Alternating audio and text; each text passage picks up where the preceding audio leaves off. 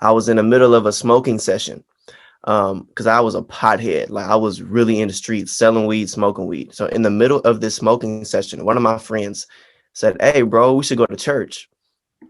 Okay. And it was Random. and it was a Wednesday night. Okay. So the youth groups or whatever. I'm like, boy, go to church right now. But we are high like nobody's business. What are you talking about? And he was so when I was 12 and my brother was 16, he went to this church camp and he came back from this church camp on fire.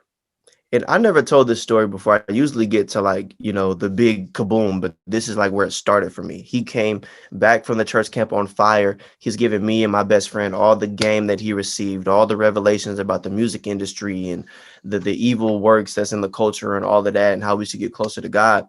So I started to really listen and take heed and pay attention to the things that he told me during that time, but I was still in the streets. And then my brother would chip away at me all the time. Like, don't do this. Why are you smoking? Why are you doing this?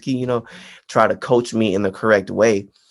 So there was seeds planted in me, but it wasn't until I was 16 that I was in the middle of a smoking session.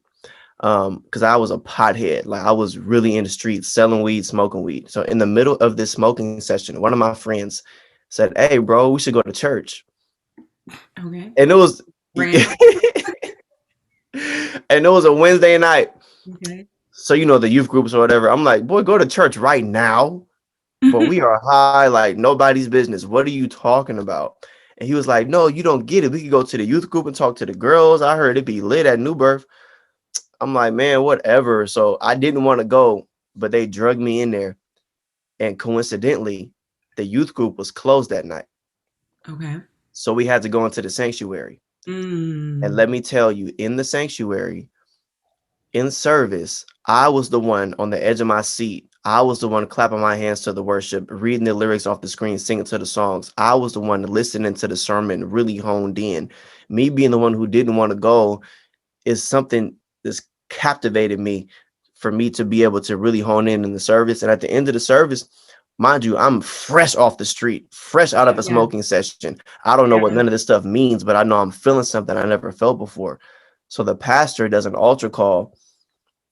I didn't even know what that meant, but I just went to the front, like whatever this means, like I want it. And I closed my eyes, lifted my hands, and the pastor laid hands on me. And I fell out in the spirit and I felt the presence of God for the first time.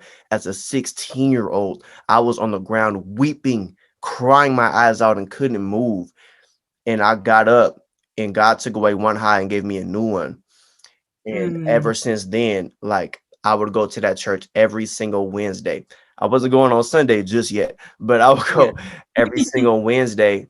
Fast forward 5 years after that, I became the youth pastor in that same church.